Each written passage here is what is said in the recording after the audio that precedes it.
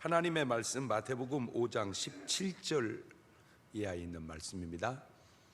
내가 율법이나 선지자나 폐하러 온 줄로 생각지 마라. 폐하려 온 게 아니고 완전케 하려 함이로다.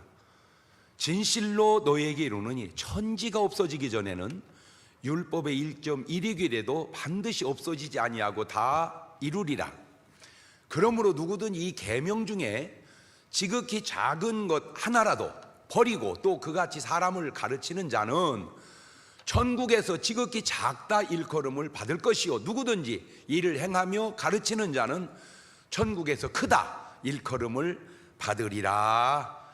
아멘. 할렐루야. 오늘도 참 좋은 날, 성스러운 주일 아침에 우리 주님 전에 오신 몇 분 안 되는 여러분이나 아니면 오늘 또 지금 유튜브로 보고 계시는 사랑하는 성도 여러분에게 하나님의 신령한 은혜와 능력과 축복이 함께 하시기를 주님의 이름으로 축원합니다.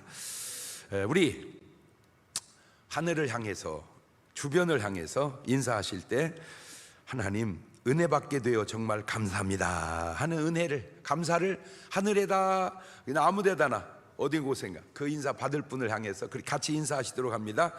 같이 은혜 받게 돼서 주님 감사합니다.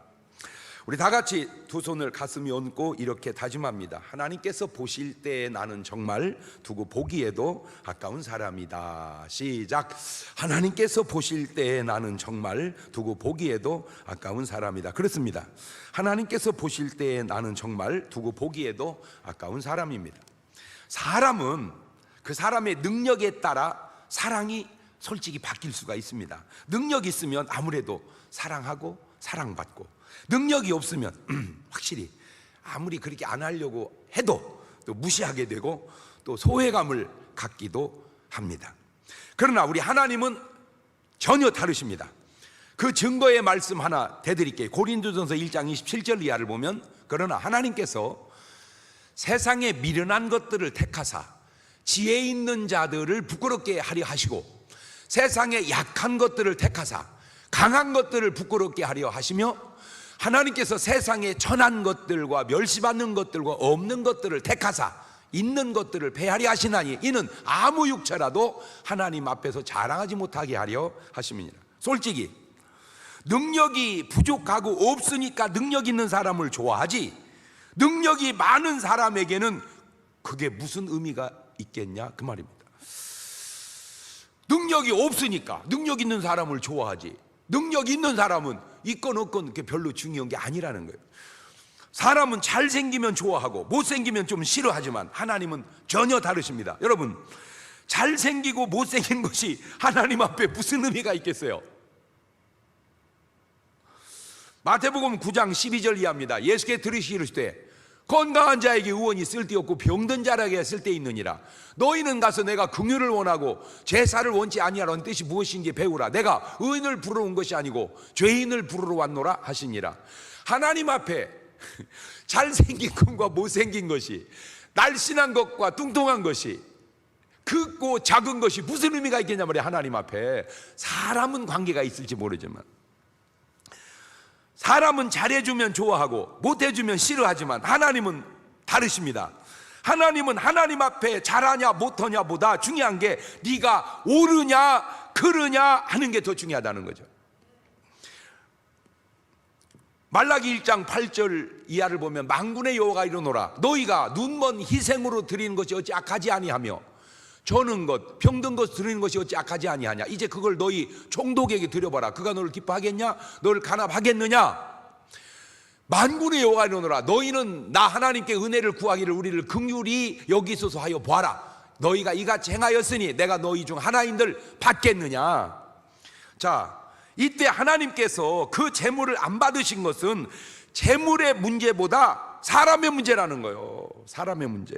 그 증거로 누가복음 21장 2절 이하를 보면 또 어떤 가난한 과부의 2렙돈 넣는 걸 보시고 가랐을 때 내가 참으로 너희에게 말하노니 이 가난한 과부가 모든 사람보다 많이 넣었도다. 저들은 그 풍족한 중에서 헌금을 넣었거니와 이 과부는 그 구차한 중에서 자기에 있는 바 생활비 전부를 넣었느니라. 보세요. 액수는 부자가 훨씬 많아요. 가난한 과부는 두렙돈이에요. 그러면 액수를 받으면 부자 걸 받지 왜 가난한 걸 받겠냐고요. 그러면 이걸 역으로 돌려 생각해 보세요. 말라기의 제사장들이 예물을 드릴 때 그 짐승을 팔아서 돈으로 하면 두렙돈은 훨씬 넘을 거 아니에요. 그러니까 두렙돈이냐 20렙돈이냐 그게 지금 중요한 게 아니고 예물이 중요한 게 아니라 그 사람이 중요하다는 게 사람이죠.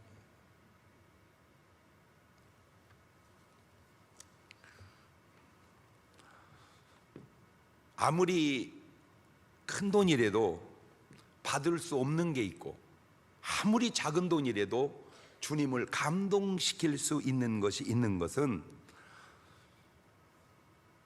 액수의 문제가 아니고 현상의 문제가 아니라 본질의 문제이기 때문인데, 난 오늘 여러분에게 드리고 싶은 서론의 말씀은 하나님께서 받으실 수 있는 사람, 하나님께서 받으실 수 있는 예배, 하나님께서 받으실 수 있는 예물이 되시기를 주님의 이름으로 축원합니다. 할렐루야. 사람의 수준과 가치는 어디 있을까? 잘생긴 외모, 가지고 있는 능력, 아니면 소유한 재산, 탄탄한 건강, 아주 좋은 인격, 다 좋습니다만 저는 오늘 그 사람의 가치를 그 사람이 하는 말에 두고 싶습니다.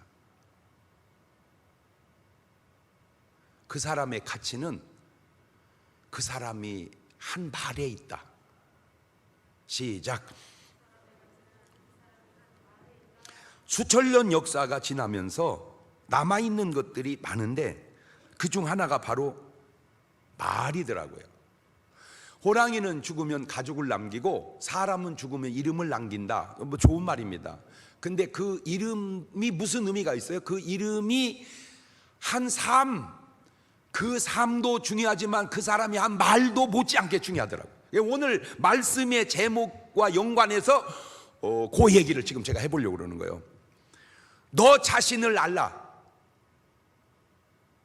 수천 년 전에 한 말이지만 지금도 그 말은 그렇게 인용되어 있고 사용되어 있어요.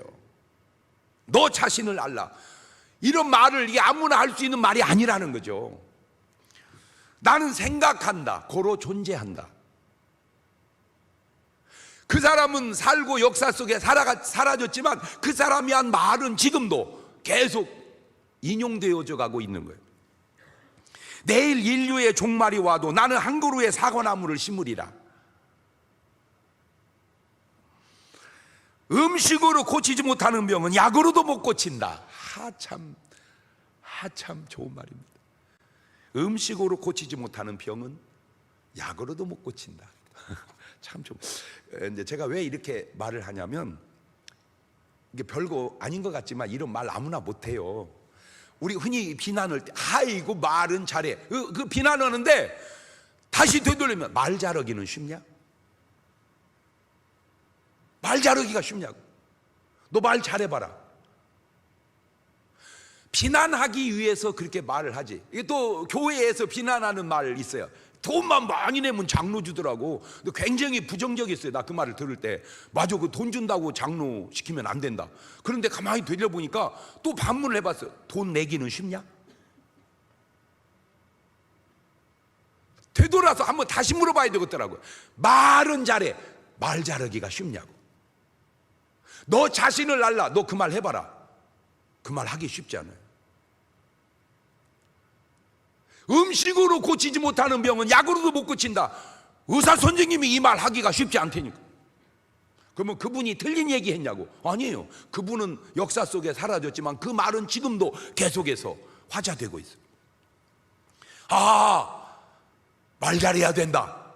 시작. 그 말에 가장 권위를 두신 분이 바로 누구냐? 우리 하나님이십니다. 그 증거가 바로 오늘 본문인데 마태복음 5장 17절 이하입니다. 내가 율법이나 선지자나 폐하러 온 줄로 생각하지 마라. 폐하러 온 게 아니고 완전케 하리 함이로다. 진실로 너희를 이루느니 천지가 없어지기 전에는 율법이 1.1위라도 반드시 없어지지 않냐고 다 이루리라. 그러므로 누구든지 이 계명 중에 지극히 작은 것 하나라도 버리고 또 그같이 사람을 가르치는 자는 천국에서 지극히 작다 일컬음을 받을 것이고, 누구든지 이를 행하며 가르치는 자는 천국에서 크다 일컬음을 받으리라. 율법이나 선지자는 패하는 게 아니라는 거예요. 완전케 한다는 거예요. 다시 말하면 내가 율법이나 선지자를 너에게 주고 보냈는데 폐기 처분하지 마라 이런 거예요.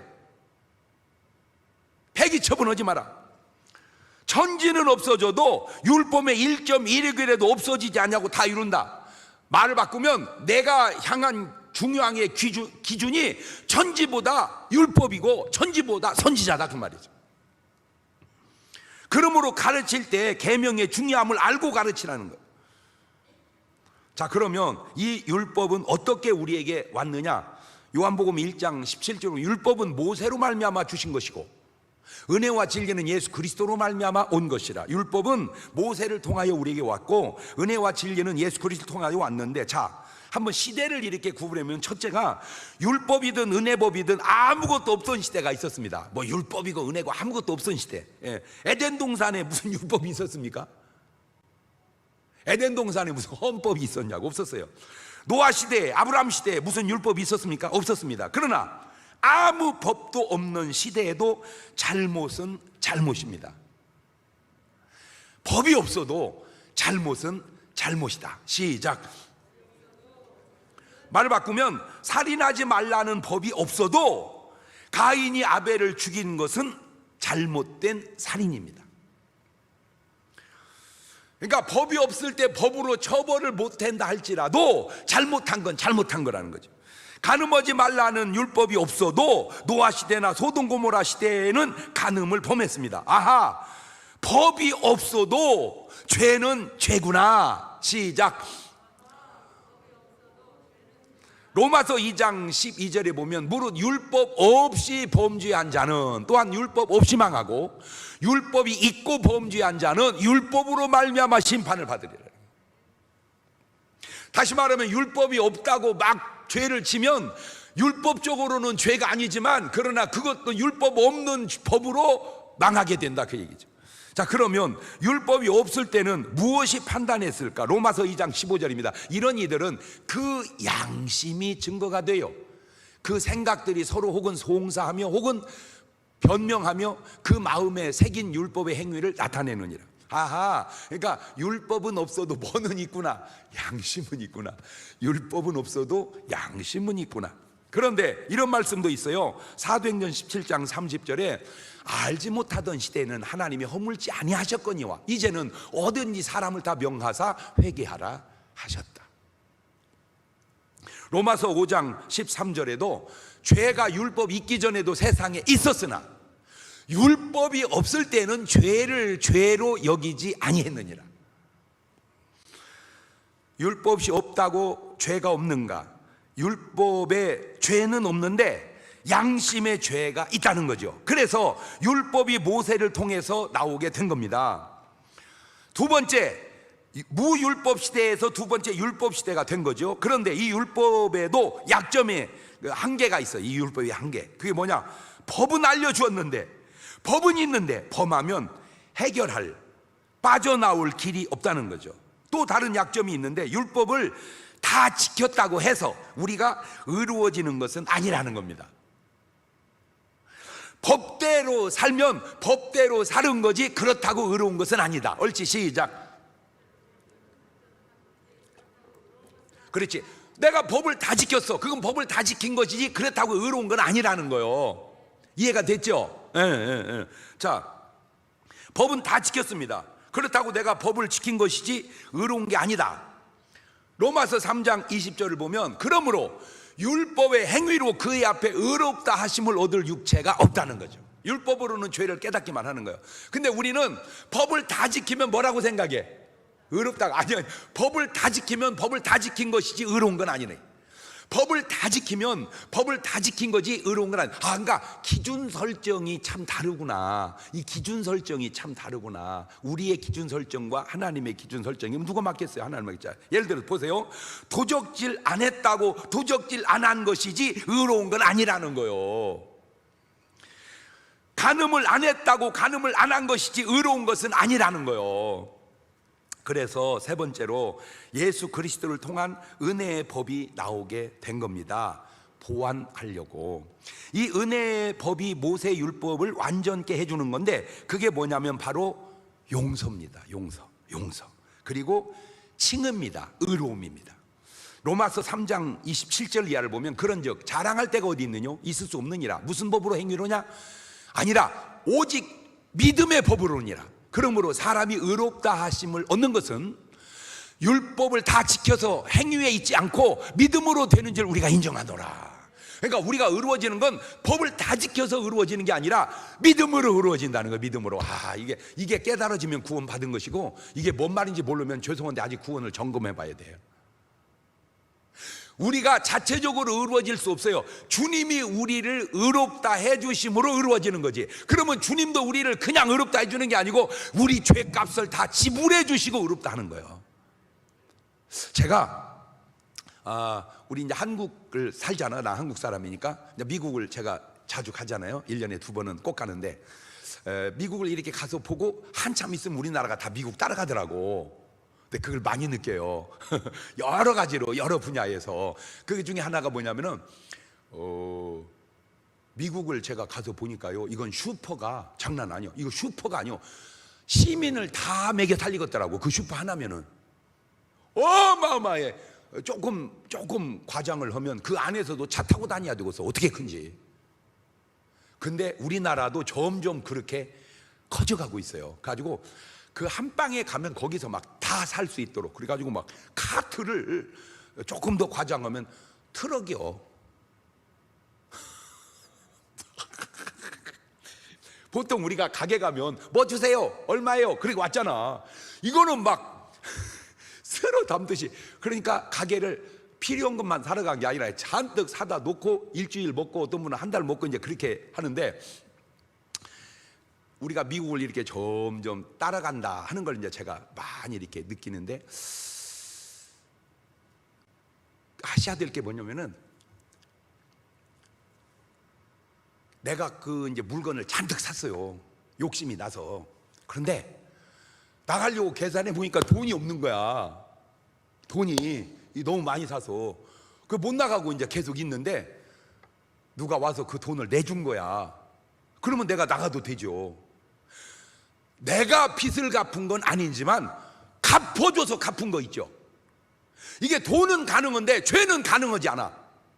그러니까 내가 죄가 없는 게 아니야. 죄가 있어. 근데 주님이 갚아줘서 의로워졌다니까. 그걸 믿음으로 받아들임으로 의로워진다, 그 얘기요. 이렇게 하면 설명 잘한 거요.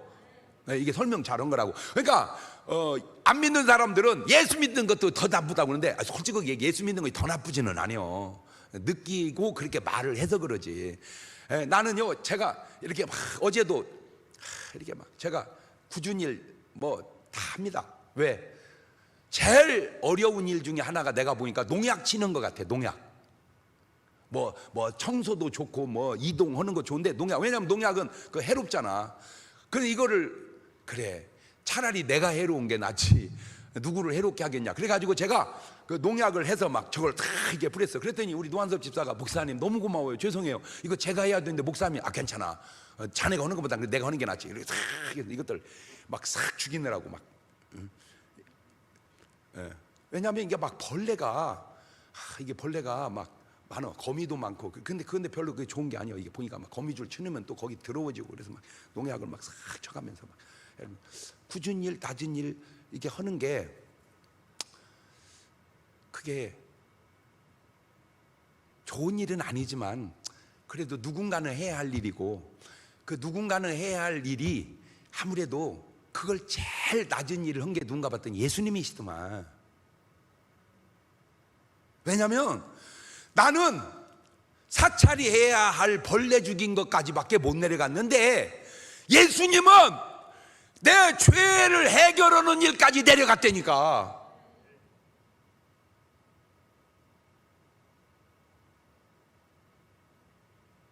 그러니 예수님이 고마워 안 고마워, 감사해 안 감사해, 그 감사를 삶으로 표현하는 것을 신앙생활이라고 그러는 거예요. 지금 여러분 여기 무슨 뭐 복 받으려고 왔습니까? 그 지금 오해한 거예요. 복 받으려고 온 게 아니야. 뭐하러 왔는데요? 그 주님의 은혜가 고마워서 감사해서 나온 거야. 예수는 그렇게 믿는 거예요. 왜? 나 같은 것이 뭐라고? 주님이 내 죄를, 여러분 농약은 대신 치면 돼요. 빚은 갚아주면 돼요. 그러나 죄는 인간이 해결할 수가 없단 말이에요. 이거는 부처님도 안 되고 공자님도 안 되고 마호메트도 안 돼. 오직 죄 없으신 예수 그리스도만 가능하단 말이에요. 그러니까 차원이 다르다니까 좀 알고나 얘기해. 뭐 종교는 다 똑같다 알지도 몰라가지고 그냥. 그런데 이렇게 청소 보면요, 내가 이렇게 청소 보면요, 세상에 교회당 안에 담배꽁초가요 한두 개가 아니에요. 진짜. 물론 알지 못할 때에는 하나님 허물지 않는다고 하는 말씀이 딱 해당이 되는데, 그래도 그렇게 하면 안 되지 진짜. 담배꽁초 주워보세요. 그러면 버리지 않습니다. 안 주우니까 버리는 거야. 자기가 주워보면 그렇게 버릴 수가 없어요. 담배꽁초를 버렸다고 죄인이고 주웠다고 의인이고 아니라니까. 그거는 그냥 윤리적인 저 차원의 문제고, 죄를 안 져도 죄인이고 죄를 져도 죄인이고, 인간은 다른 건 몰라도 죄 문제는 스스로 해결할 수 없는데 그 죄를 갚아주고 해결해 줄 수 있는 분이 유일하게 예수 그리스도 한 분밖에 없다. 아멘, 아멘. 네. 갈라디아 3장 11절 보세요. 하나님 앞에서 아무나 율법으로 말미암아 의롭게 되지 못할 것이 분명하니 이는 의인이 믿음으로 살리라 하였음이니라. 그러니까 인간이 의로워지는 것도 믿음이고 의롭게 사는 것 또한 믿음이니, 이 믿음이 그래서 중요한 거예요. 아멘. 예. 자, 그러면 무율법 시대가 있었습니다. 율법 시대가 있습니다. 은혜의 법의 시대가 있습니다.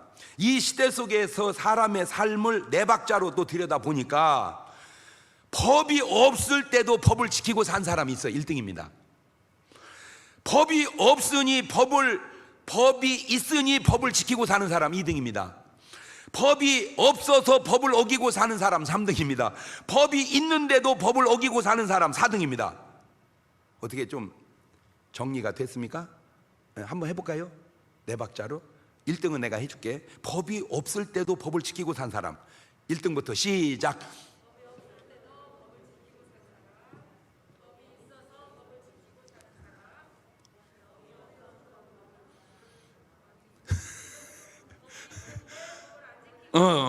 얼추 그래도 얼추 비슷하게 이렇게 웃는 거는 뭐 틀렸다는 얘기를 이제 웃음으로 표현하는 거예요. 자, 그러면 문제는 여러분은 지금 몇 번입니까? 딱 나오죠? 내가 몇 번으로 사는지. 자, 노아, 아브라함, 이삭, 야곱 다 법이 없어도 법을 지키고 산 사람입니다. 아브라함은요, 야곱은요, 참 놀라운 게 법이 없어요. 말라기 읽어본 적도 없어요. 말라기도 안 나왔으니까. 그런데 11조 생활을 해요. 놀랍지 않습니까? 그런데 법이 있어도 안 해요. 그러니까 법이 없어도 사는 사람 1번하고 법이 있어도 안 하는 사람 4번하고, 내가 이렇게 말하면 또 뭐 항변을 많이 해. 근데 잔소리 말고 그냥 들어.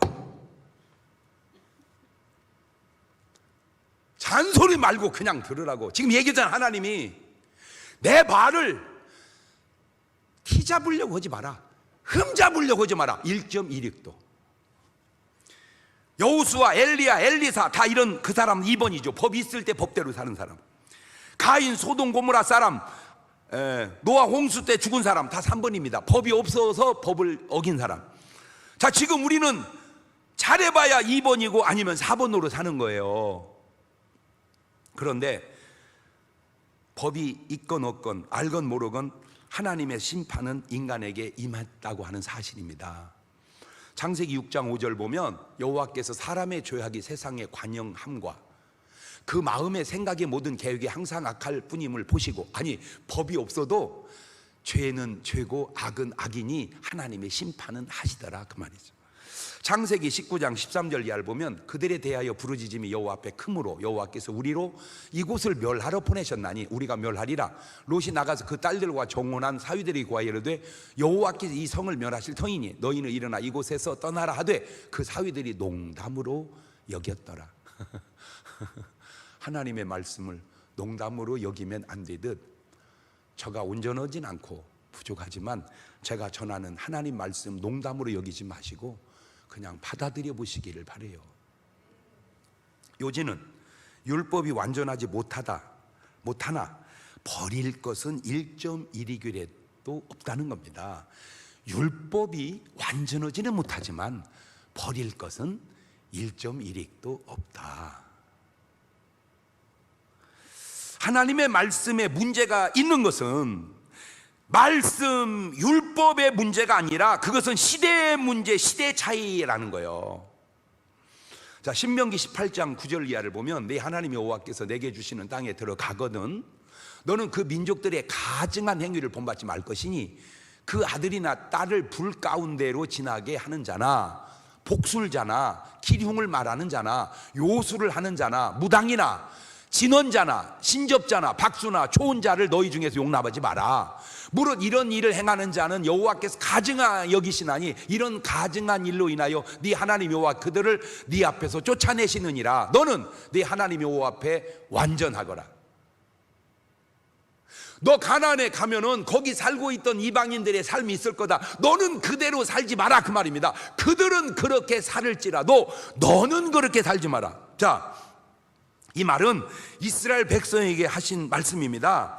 가나안 땅에 살고 있는 사람들에게 한 얘기가 아니에요. 그들은 아무 문제 없어요. 그들은 자기 스타일대로 살면 돼요. 그러나 우리는 달라요. 자, 이게 심각한 엄청난 얘기가 나옵니다. 레위기 20장 9절 이하입니다.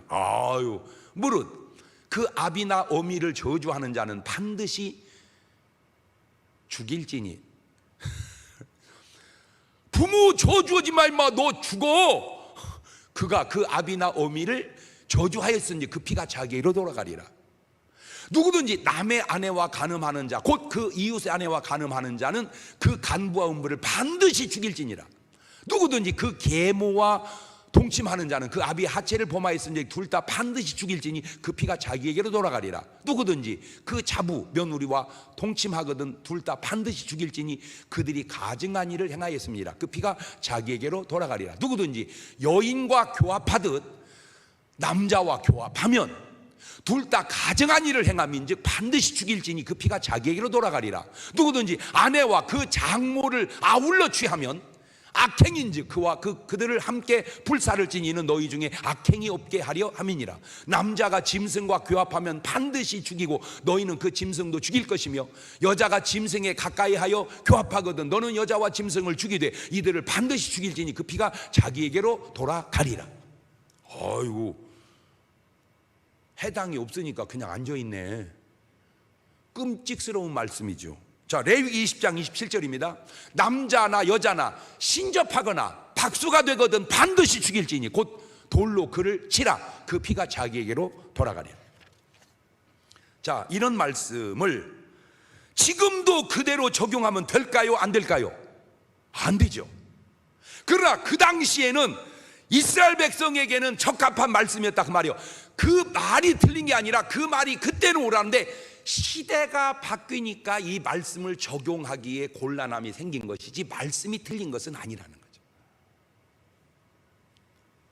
자, 근데 그때 이스라엘 백성에게 주신 말씀과 지금 우리가 들을 말씀은 시대가 달라졌다는 것 지금 말씀드렸고, 시대는 달라져도 그 말씀의 중심은 옳은 말씀 아니냐 그 얘기죠. 다시 말씀드립니다. 말씀이 틀린 게 아니라 시대가 달라졌다는 것이고, 또 이스라엘 백성과 이방인은 말씀을 받아들이는 게 다르다. 요즘 말로 크리스찬과 세상 사람은 다르다는 겁니다. 지금도 세상 사람은 저 말을 개의 안 대해요. 왜? 세상 사람에게 한 말이 아니에요. 크리스찬에게 한 얘기예요. 우리 크리스찬에게. 진짜인지 모릅니다. 제가 전에 들은 얘기입니다. 일본 사람들에게 있었던 그 풍습 가운데 하나가, 아들이 자꾸 이렇게 여자를 건드리고 다니니까 차라리 그 여자를 건들 바에는 내가 해주마. 그래서 엄마가 아들하고 이렇게 성생활을 해줬다는 그런 얘기가 들려오더라고요. 지금 그거를 성경에 들이대면 지금 뭐 할 일이요? 그게 그 죽일 일이요. 그러나 세상 사람 윤리와 기준으로 보면 그렇게 못된 여자 건들고 다니느니 내가 그렇게 해주는 게 낫다. 그 나름은 차악이라고 할까? 최악은 아니고 차악이라고 할까? 그러니까 세상은 차악이지만 성경은 이게 예수님 아니지, 모세 시대에는 패 죽일 일이고 지금도 그렇게까지는 하면 안 되지만 그렇게까지 해서도 안 된다는 거죠. 말귀를 잘 알아들어야 되겠는데. 다시 말하면 그랬다고 죽일 일은 아니고 또 그랬다고 해서 그렇게 해도 안 될 일이다, 그 말입니다.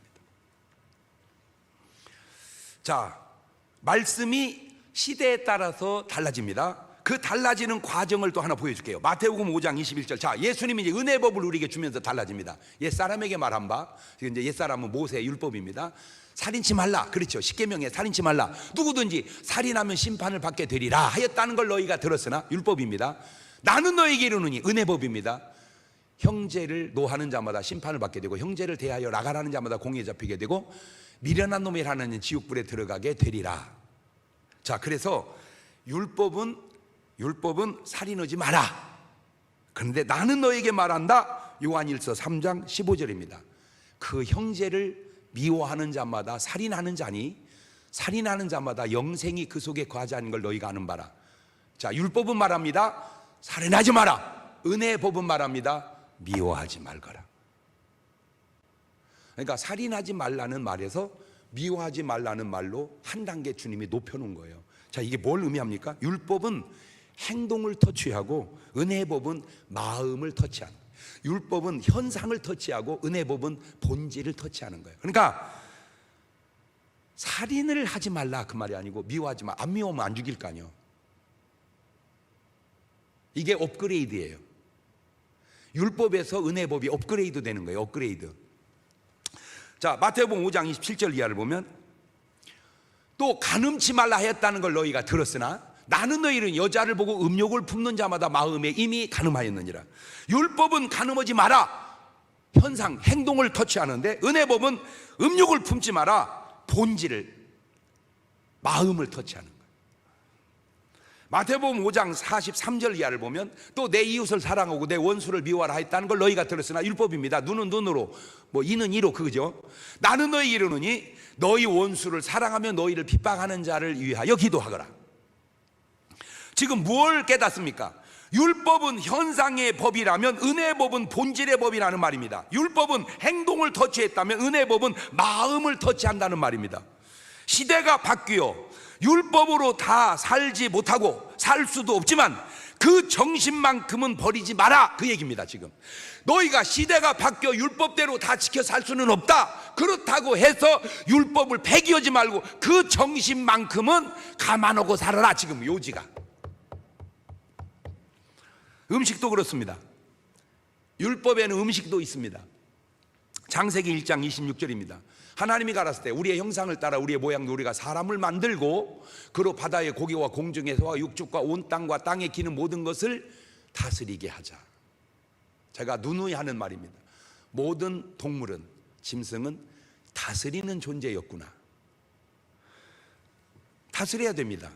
그런데 창세기 1장 29절입니다. 하나님이 가라사대 내가 온 지면에 씨 맺는 모든 채소와 씨 가진 열매 맺는 모든 나무를 너에게 주는 너희 식물이 되리라.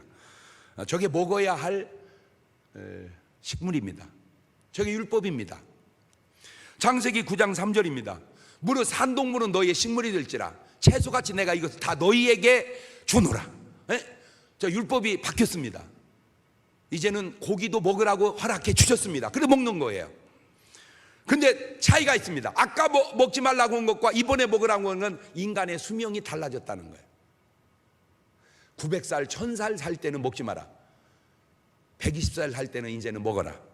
자, 레위기 11장 2절이 합니다. 이스라엘 자손에게 고하여 이르라. 혹 육지 모든 짐승 중 너희가 먹을 만한 생물은, 자, 율법이 또 보완합니다.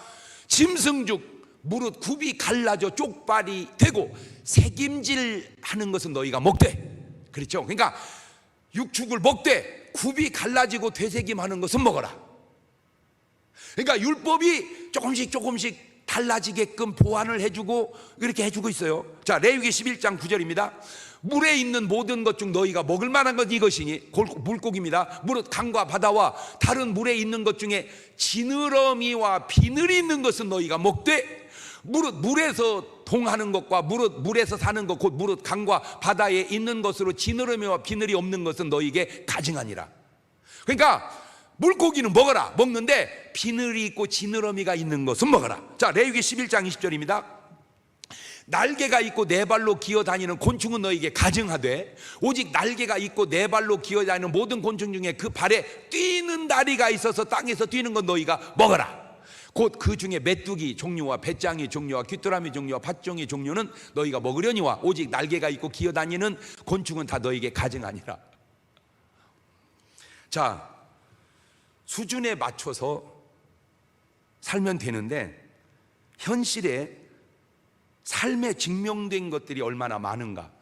여러분, 우리가 이렇게 말을 할 때 예를 들어서 지금 저게 내가 강조하는 것보다 나보다 한 10배는 세게 강조한 분이 이상구 박사님이거든요. 그죠? 내가 이상구 박사보다 한 10배는 더 세게 강조. 왜냐하면 나보다 10배는 더 유식하니까. 근데 이분이 의사잖아, 의사. 돈 잘 벌던 의사예요. 근데 자기 몸에 병이 15개가 있는 거예요. 이 아이러니잖아.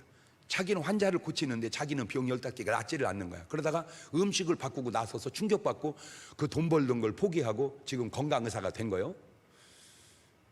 자, 그런데 이제 또 소문이 들려옵니다. 이상구 박사도 뭐 고기 먹었다. 이상구 박사도 뭐 아프다. 틀린 말은 아닌데 잘 들으세요. 그래도 내가 볼 때 그 사람은 그렇게 바꿔서 지금 저 연세에 저만큼이라도 건강하지 옛날식으로 살았으면 벌써 돌아가셨어요. 뭐 채식하다가 죽었다, 육식하다가는 안 죽냐고. 날씬한데 죽었다, 뚱뚱하면 안 죽냐고. 어떤 한 가지 사건을 가지고 전체를 커버하는 그런 오류를 범하지 말라는 거예요. 전반적으로. 자, 그러면 삶에 증명된 것들이 뭐냐? 율법의 말씀을 무시하지 마라. 증명된 삶을 무시하지 마라. 증명해가는 삶을 무시하지 마라. 이렇게 살든 저렇게 살든 하나님의 말씀대로 사는 것이 옳더라는 거예요. 나 어렸을 때 우리 집은 좀 살았어요. 잘 살았어요. 그래서 우리 집은 그 어려울 때도 들기름, 참기름이 항상 있었어요. 그 들기름은 계란 후라이 할 때 썼고 참기름은 밥 비빌 때 썼어요. 그런 우리 집도 잔치 때가 되니까 돼지 비계를 사다가 막 그 골로에다 올려갖고 철판에 막 녹여서 기름이 막 뚝뚝뚝뚝 떨어지면 그놈을 퍼단다. 그걸로 부치게 철질 이걸 해서 쓰더라고. 고구마나 뭐 파나 이런 걸로. 그러니까 참기름, 들기름 갖고 하기에는 너무 양이 많으니까 돼지 기름으로 쓰고. 또 그보다 더 어렸을 때 돼지 기름을 녹여가지고 항아리에다 이렇게 담아놓으면 하얗게 굳어요. 그러면 그걸 한 숟갈 떠가지고 아무데나 넣으면 맛있어요. 하다. 지금도 삼겹을 구워서 먹고 한 서너 첩 남긴 데다가 파설이, 상추 삭삭삭 가위로 썰어서 밥 봉기에 넣고 비비면요, 천국 갈 때 싸갖고 올라가야 됩니다. 맛있습니다. 그런데 희한한 것은 지금 그 돼지 기름을 먹는 사람이 없어요. 지금은 돼지 기름 빼놔가지고 그걸로 먹는 사람이 없어요. 왜 안 먹어요? 그 맛있는 걸. 해롭다는 걸 이제야 확실하게 알았어요. 그래서 돼지 기름은 가능한 한 기름을 빼서 백숙으로 뭐라고 그래 이거? 수육으로 기름 쪽 빼고 수육으로 먹으라고 그러지 그거를 막 구워서 튀겨서 먹으라고 하지 않죠. 자, 레위기 3장 17절 볼까요? 율법입니다. 너희는 기름과 피를 먹지 마라. 이는 너희 모든 처소에서 대대로 영원한 규례니라. 이미 3500년 전에 주님은 기름을 먹지 마라 이렇게 써놨다니까. 근데 우리는 이제 3,500년이 지난 지금에야 안 먹으려고 노력을 해요. 얼마나 우리가 무식합니까? 자, 레위기 7장 23절입니다.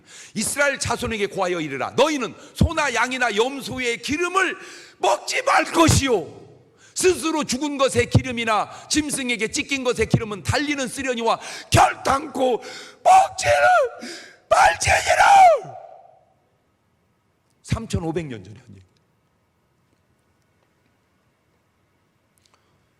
지금도 저걸 그래도 가능한 한 저대로 준수하고 지키는 그룹이 있어요. 그게 몰몬교들하고 안식교인들입니다. 증명됐습니다. 그분들이 우리보다 훨씬 더 집단적으로 건강하다는 사실을. 여러분, 요즘에 이렇게 방송에 나와서 뭐 내가 죽을 병 걸렸는데 이렇게 나았습니다, 죽을 병 걸렸는데 나았습니다 라고 간증하는 그런 분들마다 전부 공통점이 뭔지 아세요? 음식을 바꿨습니다. 채식 위주로. 다 그래. 전부 TV에 나와서 얘기하는 사람마다 전부 뭘 받고 살았다? 음식 받고. 내가 지금도 뭐 목사님은 이제 그만 건강 얘기 좀 그만하세요. 잔소리 말고 계속 할 거야. 건강이나 야. 내가 이 나이 돼서 보니까 돈도 중요하고 뭐 진급도 중요하고, 진급은 무슨 은퇴했는데 진급이야. 내가 너무 놀란 게 군대 가 보니까 어느 날 나보다 나이 많은 사람이 없어. 참모 총장님도 나보다 어려 이미 이제. 아니 은퇴했는데 진급이 뭐지? 은퇴하고 뭐시고 건강이 중요하다니까. 이런 알지도 몰라가지고 잔소리 말고 건강이나 야. 할렐루야.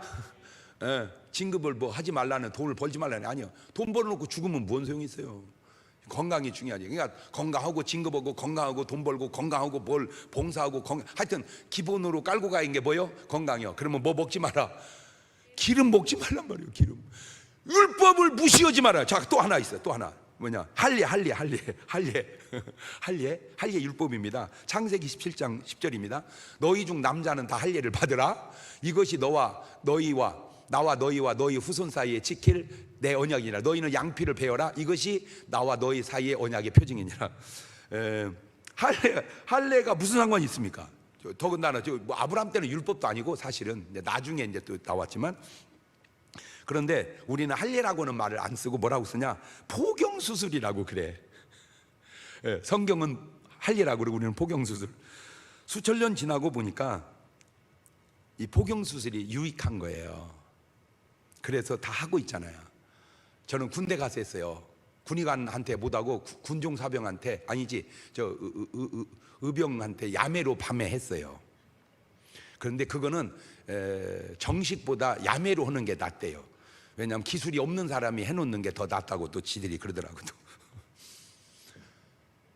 저 어렸을 때 우리는 내과가 목욕탕이었고 내과가 스케이트장이었어요. 여름에는 목욕탕, 해수욕장, 겨울에는 스케이트장. 왜냐면 여름에는 물이 차니까 목욕하고 겨울에는 얼으니까 스케이트 타고.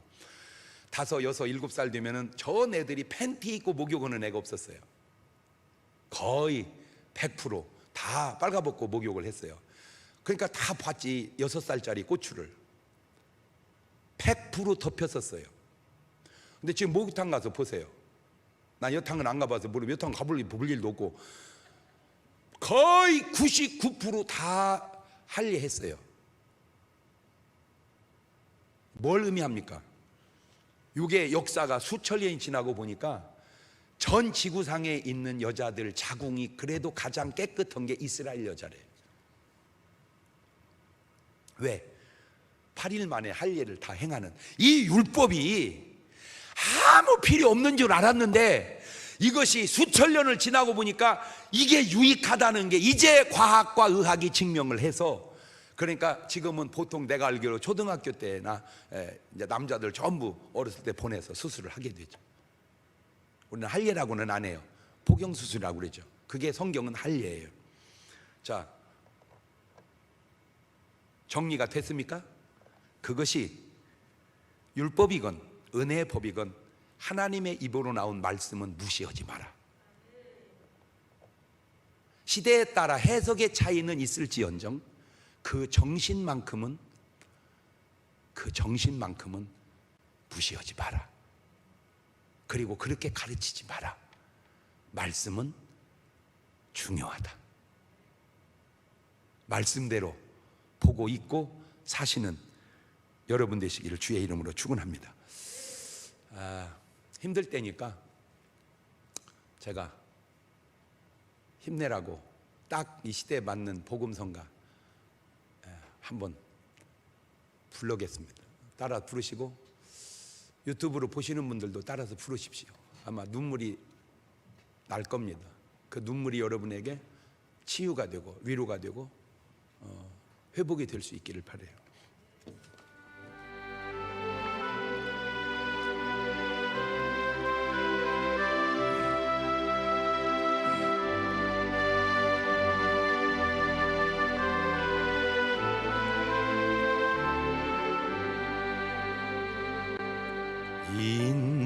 인생길 험하고 마음 지쳐 살아갈 용기 없어질 때 너 홀로 앉아서 낙심치 말고 예수님 품으로 나오시오. 예수님은 나의 생명, 믿음, 소망, 사랑 되시니 십자가 보혈 자비의 손길로 상처 입은 너를 고치시리.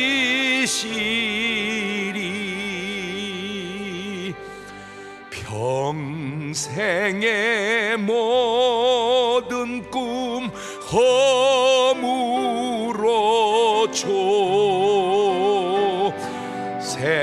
세상의 친구 다 떠날 때 어둠에 앉아서 울지만 말고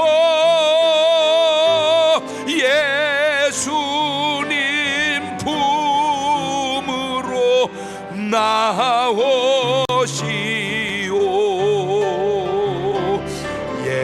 예수님은 나의 생명, 믿음, 소망, 사랑 되시니 십자가 보혈 자비의 손길로 상처 입은 너를 고치시리.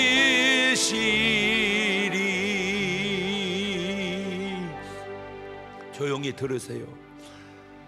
어두운 밤 지나면 새날 오고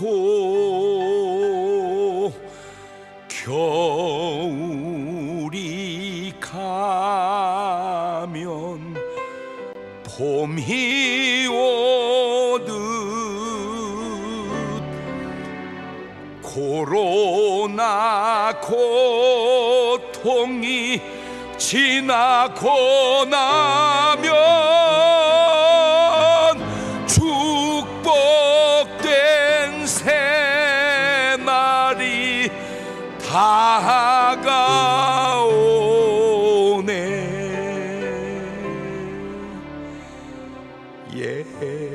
예수님은 나의 생명, 믿음, 소망, 사랑 되시니 십자가 보혈 자비의 손길로 상처 입은 너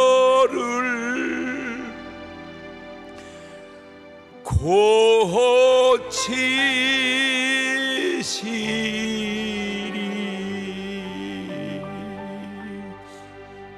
눈을 감으시고 두 손을 가슴에 얹으시고,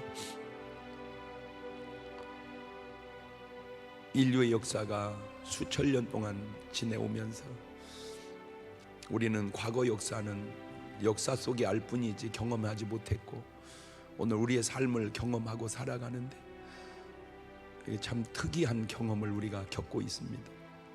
그 특이한 경험 속에 말로 형용할 수 없는 어려움과 아픔과 고통들이 있을 거예요.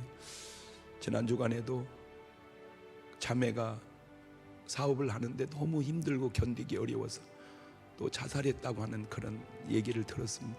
뉴스에 나왔습니다. 여러분, 아무리 어려워도 죽음보다는 가벼운 거 아닌가요?